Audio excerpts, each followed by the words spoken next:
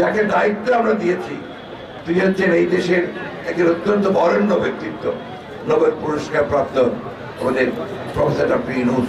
তিনি শুধু দেশে নয়, সারা পৃথিবীতে তিনি অত্যন্ত সম্মানিত একজন ব্যক্তি।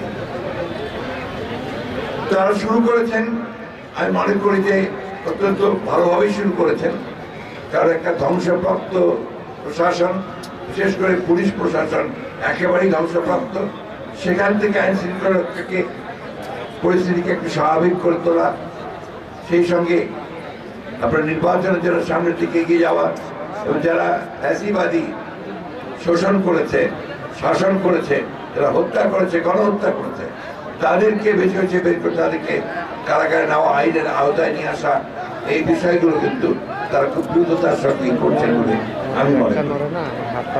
সেই সঙ্গে ইতিমধ্যে আপনারা জানেন যে 6টি কমিটি তারা তৈরি করেছে সংস্কারের জন্য, তারা কাজ শুরু করেছেন। তার মধ্যে নির্বাচন ব্যবস্থাকে সংস্কার, সংবিধান সংস্কার এবং অন্যান্য বিষয়গুলো রয়েছে। তো সেই ক্ষেত্রে অবশ্যই আমাদেরকে একটু সহনশীল হয়ে এই সংস্কারের বিষয়গুলোকে যেন তারা শেষ করতে পারেন, সেই সময়টুকু আমাদেরকে তাদেরকে অবশ্যই দেওয়া উচিত। অন্যদিকে আপনার একটু বাংলাদেশের মানুষের একটা আপনার চারিত্রিক বৈশিষ্ট্য আছে, একটু অসহিষ্ণু, সহনশীলতার অভাব আছে। সবাই মুহূর্তের মধ্যে ভাবছে 3 মাসেই সমস্ত কিছু সুন্দর হয়ে যাবে। এত সোজা তো নয় একটা ধ্বংস ক্ষেত্র থেকে, ধ্বংসযজ্ঞ থেকে একটা বের করে নিয়ে আসা। গত কাল যে 3 জন নতুন করে শপথ নিয়েছেন, সেই সম্পর্কে আপনারা আমাকে প্রশ্ন করেছেন।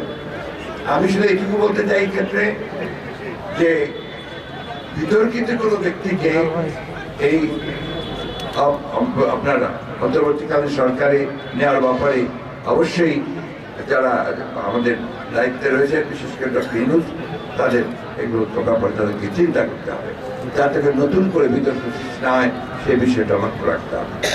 আমি সবাইকে অনুরোধ করব যে বিষয়গুলোকে রাজপথে না নিয়ে গিয়ে আমরা আলোচনার মধ্যে আপনার বিষয়গুলোকে সমাধান করতে পারি।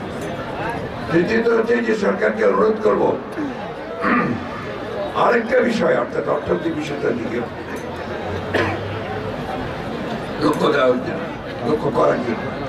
এখনো জিনিসপত্রের দাম নিয়ন্ত্রণে করতে পারছে, তেল, ডাল, লবণ দাম বেড়েছে, এগুলোকে নিয়ন্ত্রণে আনার জন্য চেষ্টা করতে হবে।